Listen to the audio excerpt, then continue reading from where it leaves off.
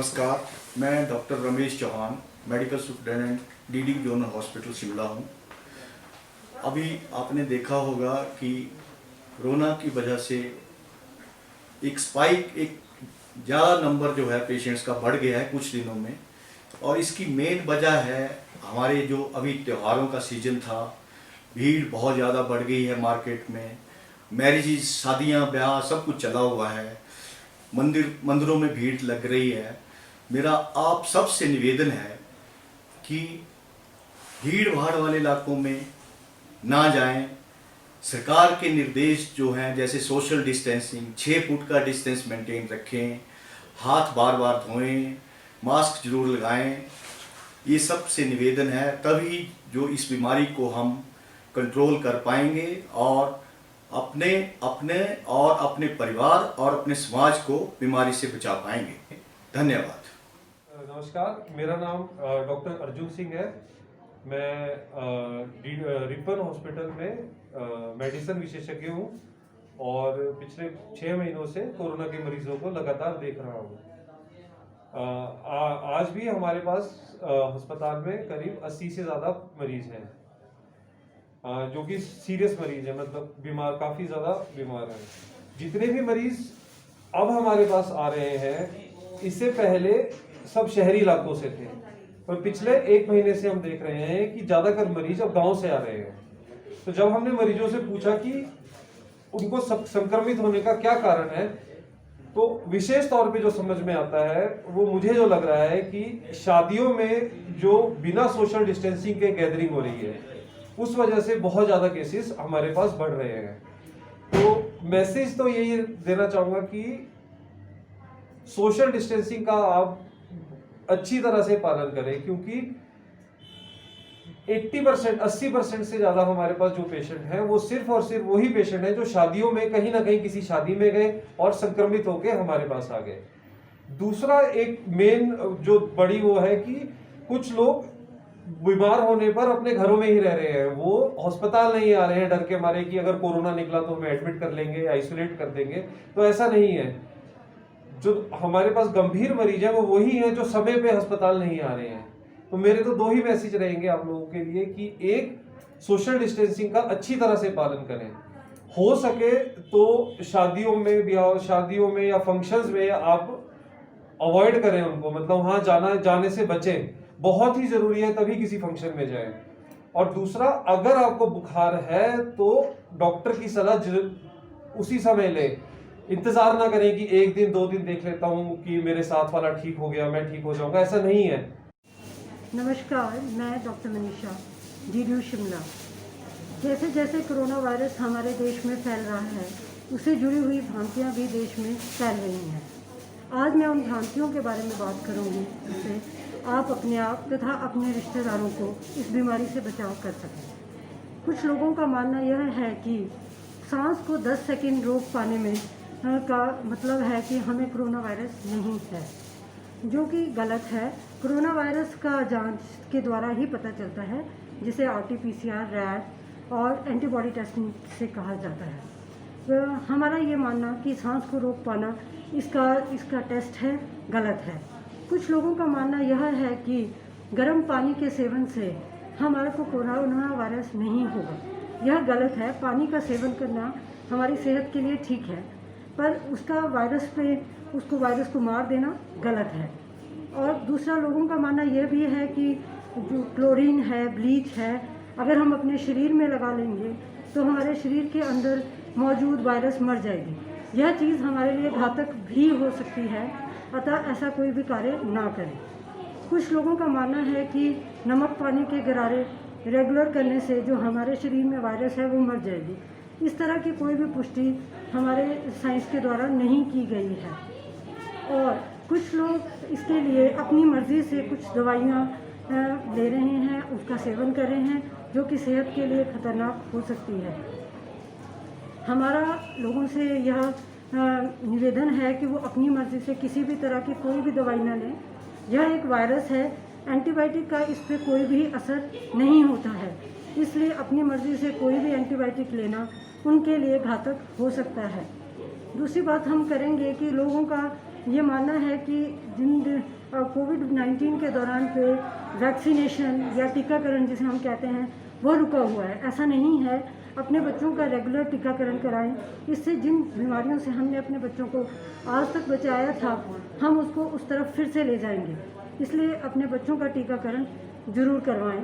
गर्भवती महिलाओं का जो चेकअप है वो भी ज़रूर होना चाहिए। कोविड-19 के होने का मतलब ये नहीं है कि हम उनकी रूटीन जांच जो है उसे रोक दें।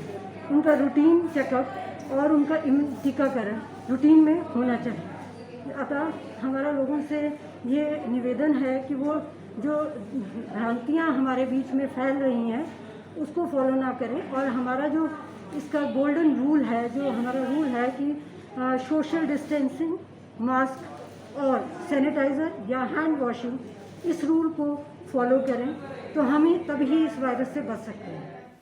जैसे कोरोना वैश्विक महामारी जिससे कोई भी अछूता नहीं होता है, बच्चों में भी ये बीमारी जो है कई बार बहुत विकराल रूप धारण कर सकती है। इसके लिए अगर कोई बच्चा किसी के परिवार में कोरोना पॉजिटिव आता है तो परिवार का दायित्व बनता है कि बच्चे के लिए विशेष ध्यान रखें। उसका अगर कोई ऐसे लक्षण आते हैं तो हॉस्पिटल जाके टेस्ट करवाएं, और अगर ऐसी बीमारी उसमें भी पाई जाती है तो उसके लिए जो भी डॉक्टर सलाह देता उसका पालन करें। और बच्चों में जो भी लक्षण आएंगे, इसमें गला खराब होना, सर्दी जुकाम या बुखार, ऐसे लक्षण वो से जैसे दूसरे लोगों में होंगे वैसे ही होंगे।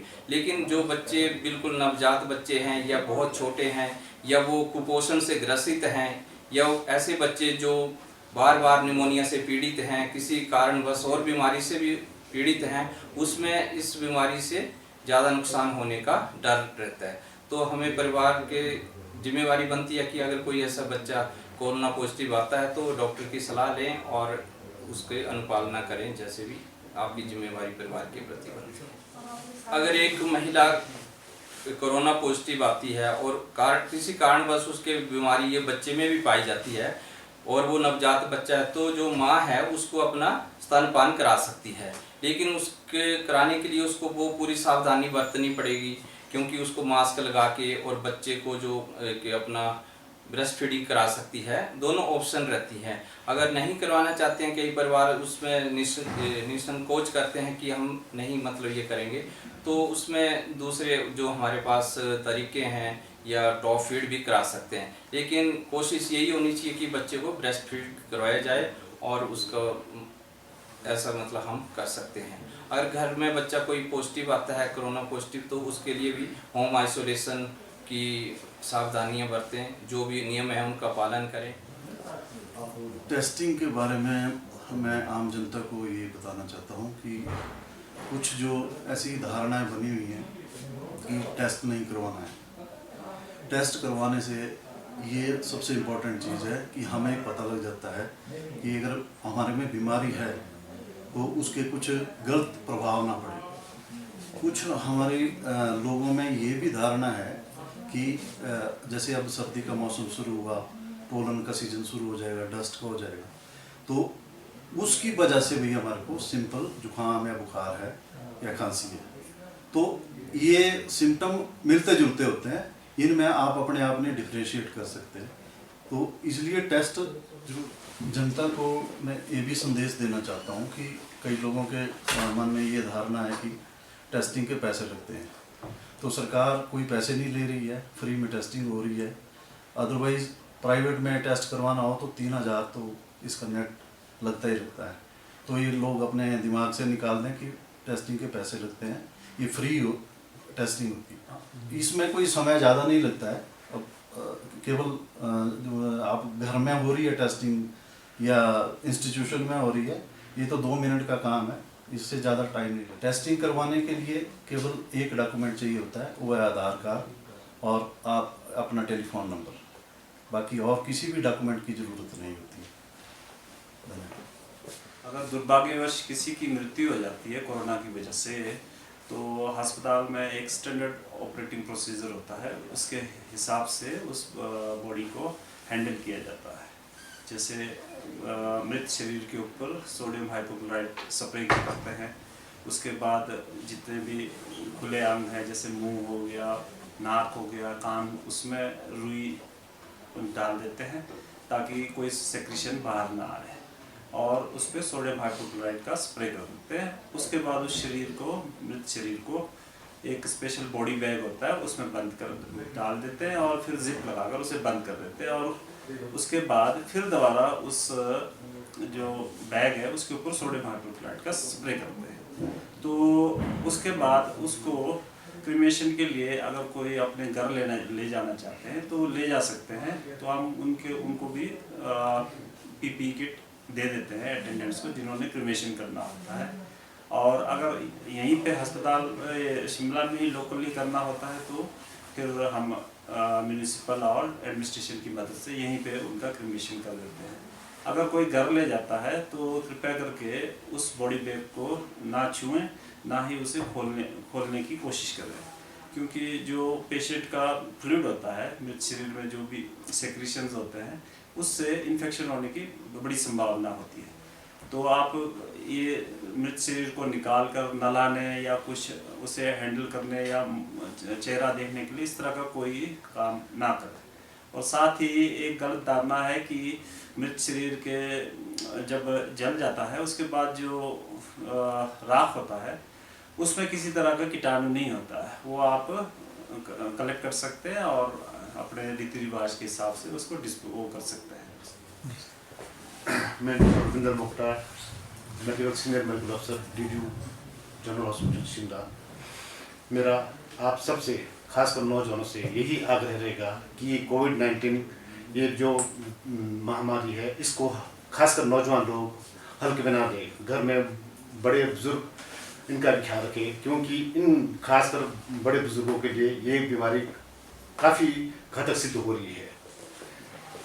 लोगों में एक गलत धारणा ये भी है कि जैसे प्रेग्नेंट फीमेल है, बच्चा होने को है और वो फीमेल कोविड पॉजिटिव पाई जाती है, क्या उसका बच्चा भी पॉजिटिव होगा? ऐसी कोई बात नहीं है, वो पॉजिटिव नहीं होगा। मेरा आप सबसे यही निवेदन है कि कोरोना से बचाव ये सबसे बड़ा इलाज है।